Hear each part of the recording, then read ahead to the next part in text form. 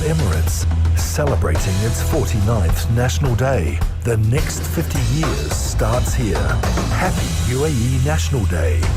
Happy 49th UAE National Day to everyone living right here in the UAE, expats, Emiratis, and citizens. We are very lucky to get to call this place our home, and you're listening to FutureTalk right here on Pulse 95. This is the one and only place where we bring you the latest on robotics, artificial intelligence, gadgets, and applications. All that you need to know about what's happening in the tech world, in the UAE and around the world is being brought to you right here on Pulse 95. It's a very special show because we're basically blending in tech with the UAE. Yes, indeed. And as the 49th UAE National Day, this week is jam-packed with interviews with Emiratis and people living right here in the UAE. And we're talking about technology, a lot of interesting stuff going on.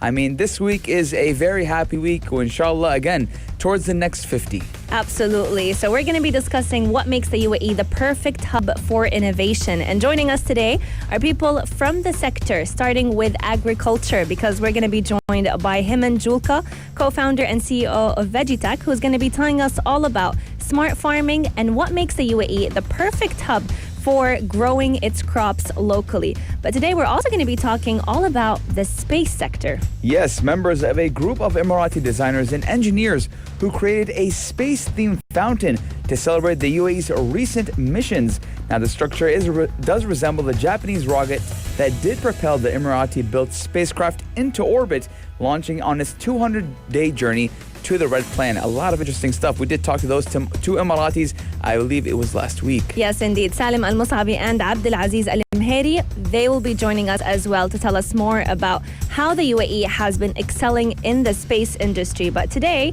we're also going to be talking about a very interesting story related to the space industry with the UAE Mars mission, because now the doors are open for students to get to learn about the program as well. Yet, we have saved the best for last, as we're going to be discussing what the space industry has to offer with Sultan Al-Niyati. Yes, indeed. A lot of interesting stuff and exciting stuff going on today. So keep Pulse 95 locked because we'll be right back. The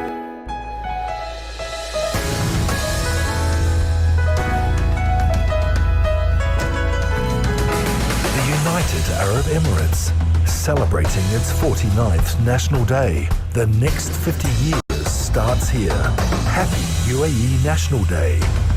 The agriculture sector right here in the UAE has undergone many changes, and the challenge is to basically create or work on agriculture with very minimum water. But the UAE has proved that nothing is impossible, and this is exactly why today we're talking all about hydroponics, a very special form of farming. And joining us today is the CEO and co-founder of VeggiTech, who just informed us that VeggiTech is now officially the largest vertical farm in the region. Hemant Julka, thank you so much for joining us today. It's an absolute pleasure to be here with you guys. Thank you so much for having me. Thank you. It's great to have you back. Now, kind of go through us. What are smart farms and hydroponics farming? Right. So I'll start with hydroponics. So hydroponics is a Latin word. It can actually be broken into two parts. The first one is hydro, which stands for water, and ponics means at work here.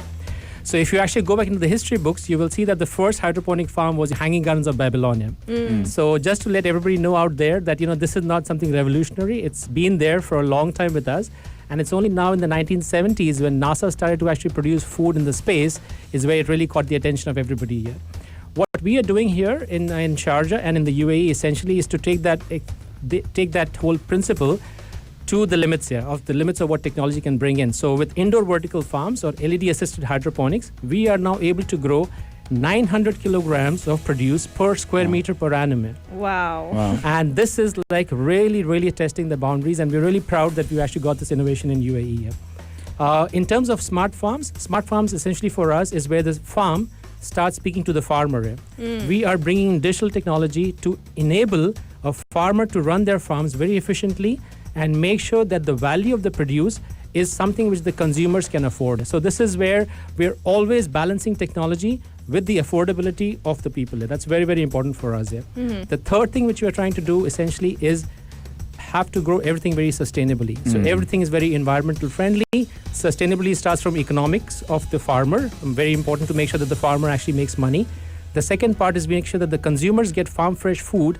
And in a country like UAE, we actually are committing to getting you farm fresh food in less than 6 hours here. Wow. So we want to actually have every child, every citizen of UAE to eat farm fresh food daily here. Now, Omni, and now Omni and I actually had the chance to visit VeggiTech. I believe it was earlier this year during February, and we did view the farm, and it was amazing. We loved the experience, and to see the interaction with the UAE residents and citizens, seeing them going into the farm and trying out and planting their own crops, it was amazing. It definitely brings us back to our culture and to the roots of the Emirati culture.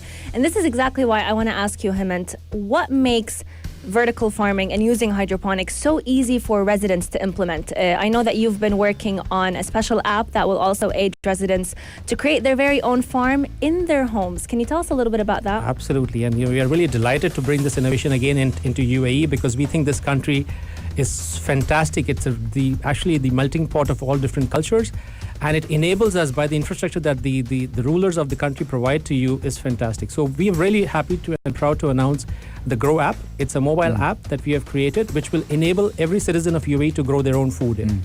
It will guide you on the grow space selection, the grow media selection itself, what seeds you can put in, and if you get stuck by any chance for whatever reasons, you can actually just at the touch of a button get in touch with the VeggiTech agronomist and they will help you. Amazing. So there is nothing stopping all of us to grow our own food here, which is essentially what you're trying to do. The second thing we are doing is we try to look at the entire spectrum of the grow space here. We are firmly committed to trying to bring the grow space as close to the living space to our citizens so that the food does not accumulate carbon miles here. That's one of the important things that we have. The second thing is we are also working with the governments and with the visionary leadership that we have in the country to start scaling up to large farms here, which will actually provide a lot of the produce very efficiently as well. So we try and use a lot of our real estate to try and actually bring that in place here. And given the fact that we're using tech-enabled agriculture, we really don't need to worry about the lay of the land, the topsoil not being there, because we have addressed the challenges of temperature, soil, and water using our technology. That is amazing. Now, not many people know that we can kind of integrate artificial intelligence with farming. Now, what makes the UAE the perfect hub for integrating AI into agriculture? Great question, and I'd love it. Yeah. And again, one of our secret sources of the country is our youth here. We also are so blessed with some of the most brilliant innovation parks across the country. Be it the Sharjah Research Technology Innovation Park, be it the Dubai Technology Entrepreneurship Center, or be it the Hub 71 in Abu Dhabi. You have got an amazing infrastructure for innovators and bright minds to come together, coupled with the fact that we have some of the most brilliant bright minds in our universities here. So look at University of Sharjah, American University of Sharjah, look at BITS Pilani, SP Jain, Manipal Academy. We actually have got a really, really strong student population in the country, which is where we are very happy that this will bring together all the leading techs to actually be landed here. So for artificial intelligence, there are 3 areas that we are working on as VeggiTech to bring artificial intelligence. Simple thing, we have converted the camera on your smartphone to become a machine learning database here. Wow. So our agronomists can just scout the farms and look at the leaf color, the leaf physiology, and it will tell them that there's an issue with the plant or not. And we are happy that we've scaled that feature into the Grow app.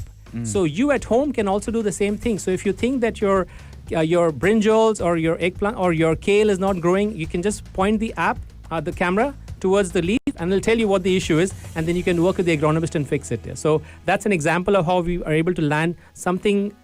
People think it's like really hard or whatever, artificial intelligence, but we've been able to land that concept into agriculture, and this you can see it, sample it for yourself. I honestly love what you and VeggiTech are doing, especially integrating technology with farming and agriculture, because not many people think about how technology can kind of come hand in hand with farming and agriculture. And to me, myself, this was eye-opening for me the first time Omni and I did go to VeggiTech farms. Absolutely. And it's definitely amazing because we all know that the UAE, it was a bare desert one day, and Sheikh Zayed has definitely transformed it into basically a green haven that we are all lucky to call our home. The celebration of National Day is continuing right here on Future Talk, so keep Pulse 95 locked, and we'll be right back.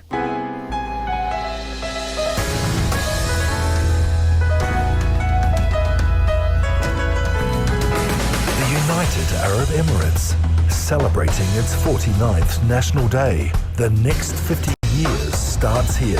Happy UAE National Day. Right here on Pulse 95 Future Talk, to be exact, we are celebrating the 49th UAE National Day. It is a great day here, right here on the Pulse 95 studios. And today, we do have a special announcement, Omnia. Yes, indeed. We want to give a special shout out to everyone tuning into us right now in this special occasion. But more specifically, we have two listeners that were actually sharing their pictures with us. One of the youngest FutureTalk listeners to have ever that I ever know of. She is called Salama. She was actually born on the National Day. Yes. So a very special shout out to Salama, as well as her father, Salim Al-Masabi, who we actually had a very interesting discussion with earlier on the show. Yes, indeed. But you know what also is interesting, Omnia? Yes. How Emirati students can now register for the UAE's Mars mission research program. Now, we do see that the UAE is going big in the space sector. And now Emirati students can now opt to register for that research.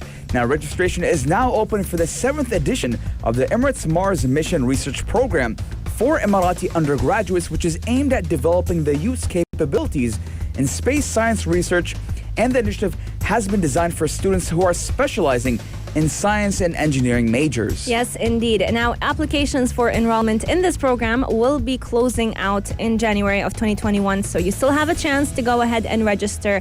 But the very special part about this story is how the UAE has always encouraged Emirati youth to become a part of the space industry. You know, a few years ago, if you would have told anyone that your dream was to become an astronaut, people might have, envisioned it as a far-fetched dream. But today, this has become a reality, and we've seen endless figures, whether it was Hazza al-Mansouri or even the Emirati reserve astronaut Sultan al-Niyadi, who have been opening the doors for this journey for many Emirati youth and citizens living right here in the UAE. Yes, indeed. And students actually will be mentored by EMM science team, as well as international scientists, as they do work on space science research that can be presented at global conferences.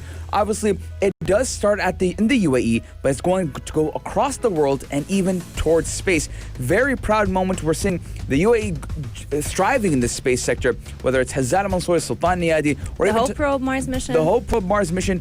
Yani, mashallah, every year, every month, we're seeing more and more achievements coming out of the UAE, especially in the space sector.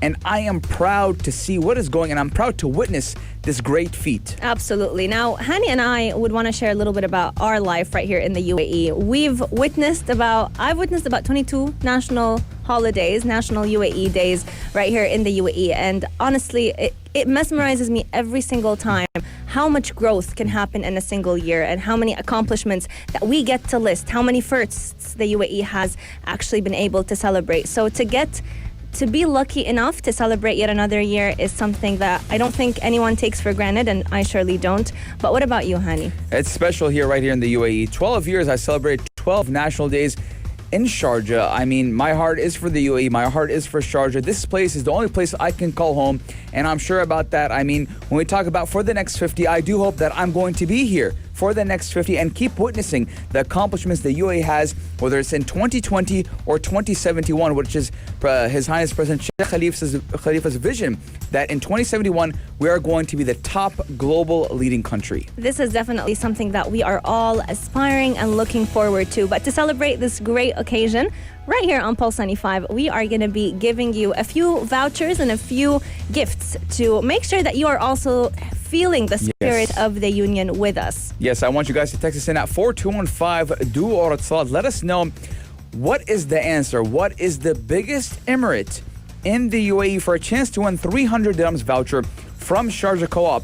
Now, if you do get it right, obviously you do win the prize. Our text lines are open 4215 do or Salat, or you can go to our Instagram at Pulse 95 Radio. Let's do a little mini quiz of UAE history, and we definitely want to hear your answers. What is the largest emirate right here in the UAE? And a little mini tip, it is the place that I personally call home. Yes, if you're an avid listener of FutureTalk, you do know where Omnia did grow up and born and raised in. You were born and raised in that area, right? Yes, indeed. That emirate. Yes, indeed. So that's a little bit of a tip, ladies and gentlemen. So if you do get that right, 300 dirhams voucher from Sharjah Co-op. Let us know your thoughts and send in your texts 4215 do or Salat. But we're going to be taking a short break to come back with the most interesting conversation of today's show. We're going to be speaking to Sultan al-Niyadi, reserve Emirati astronaut who is currently training in the second round of the UAE National Astronaut Program. He's sharing with us some snippets of his training at the NASA program, so make sure you stay tuned only here on Pulse 95. If you liked this episode of Future Talk, drop a like and subscribe. Pulse 95. Be sure to follow us on Instagram for all our daily updates and top stories.